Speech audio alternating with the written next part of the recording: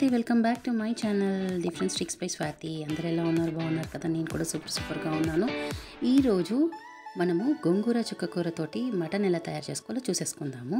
ముందుగా ఒక గిన్నెలో 1/2 kg మటన్, ఉప్పు, పసుపు, అల్లం వెల్లుల్లి పేస్ట్ 2 teaspoons, తగినంత కారం, కొంచెం ధనియాల పొడి, 4 లవంగాలు, 2 ఇలాచీలు, చిన్న ముక్క దాల్చిన చెక్క, కొంచెం సాజీరా, 1 teaspoon ఆయిల్, అలాగే 1 లెమన్ రసం మొత్తం పిండేసుకొని నీట్గా ముక్కలకంతా పట్టించేసుకోవాలన్నమాట.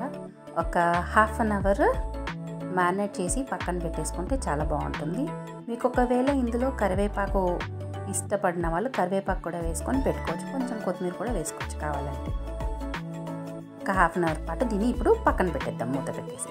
1/2 hour తర్వాత స్టవ్ పైన గిన్నె పెట్టేసి 1 teaspoon సాజీరా వేసి అది వేగిన తర్వాత సన్నగా తరిగిన ఉల్లిపాయలు, పచ్చిమిర్చి వేసి ఫ్రై చేసుకోవాలి.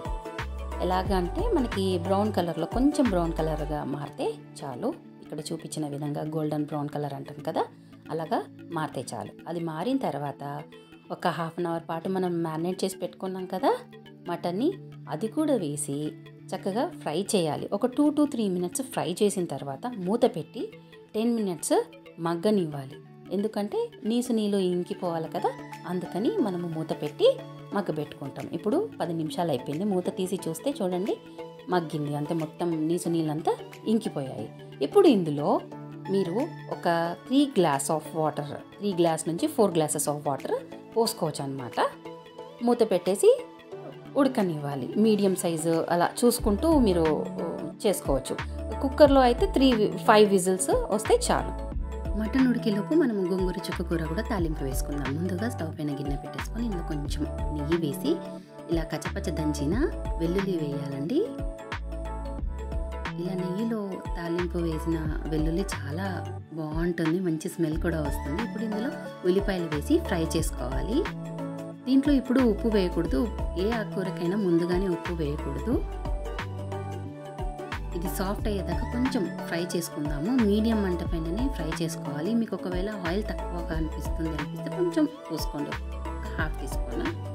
ఇది సాఫ్ట్ అయిన తర్వాత దీంట్లో కొంచెం పసుపు, కారం వేసి ఫ్రై చేసుకోండి. సో ఇది కొంచెం మగ్గిపోయింది కదా, సాఫ్ట్ అయిపోయింది.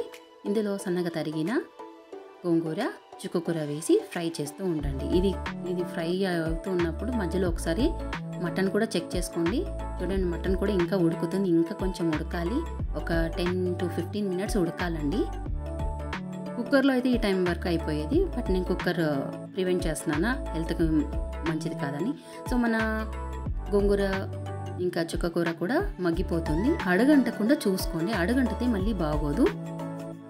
అడుగంటకుండా చూసుకోండి. వాటర్ అస్సలు పోయకూడదు, చిన్న మంట పైననే ఉడకాలి, మగ్గబెట్టుకోవాలి. మన గోంగూర దాదాపు రెడీ అయిపోయింది. ఇప్పుడు ఇందులో కొంచెం ఉప్పు, కారము, కొత్తిమీర వేసేసి కలిపి స్టవ్ ఆఫ్ చేసి దించేసుకోవడమే. ఇప్పుడు మనము మటన్ చెక్ చేసుకుందాము. మటన్ కూడా ఉడికిపోయిందండి. కొంచెం కొత్తిమీర వేసేసి ఒక 5 minutes మూత పెట్టేసి నేను మగ్గనిచ్చుకుంటాను, ఎందుకంటే ఆ కొత్తిమీర ఫ్లేవర్ కూడా మటన్కి రావాలన్నమాట. తర్వాత మీరు పేస్ట్ వేసే ముందు ఒకసారి చెక్ చేసుకోండి ముక్క మంచిగా ఉడికిందా లేదా, ఎందుకంటే మళ్ళీ పేస్ట్ వేసిన తర్వాత, గోంగూర పేస్ట్ వేసిన తర్వాత మళ్ళీ ముక్క ఉడకదు. ఇప్పుడు ముక్క మంచిగా సాఫ్ట్గా ఉడికిపోయింది కదా, ఇప్పుడు నేను పేస్ట్ కూడా వేసేసుకుంటున్నాను. ఇది కూరలాగా తయారు చేసుకుంది కూడా వేసేసుకుంటున్నాను. ఇప్పుడు ఒక 15 minutes పాటు చిన్న మంట పైన ఉడకపెట్టుకోవాలి. కొంచెం నెయ్యి వేసి మూత పెట్టి ఉడకపెట్టుకోవాలన్నమాట 15 minutes పాటు. ఉడికిన తర్వాత మటన్ చక్కగా ఉడికిపోయిన తర్వాత వేడి వేడి అన్నంలోకి కానీ చపాతీలోకి కానీ తింటే ఉంటుంది ఆహా. దించే ముందు సన్నగా కొత్తిమీర ఇంకా జీడిపప్పు వేసి సర్వ్ చేసుకోండి. అండ్ మీకు కూడా నోరు ఊరిపోతుంది కదా. ఆలస్యం చేయకుండా తొందరగా మీరు కూడా మీ ఇంట్లో ట్రై చేసి ఎలా వచ్చిందో నాకు కమెంట్స్లో చెప్పండి. మీకు కనుక ఈ వీడియో నచ్చితే, నచ్చిందని అనుకుంటున్నాను, లైక్ చేసి షేర్ చేసి సబ్స్క్రైబ్ చేయండి. Bye bye.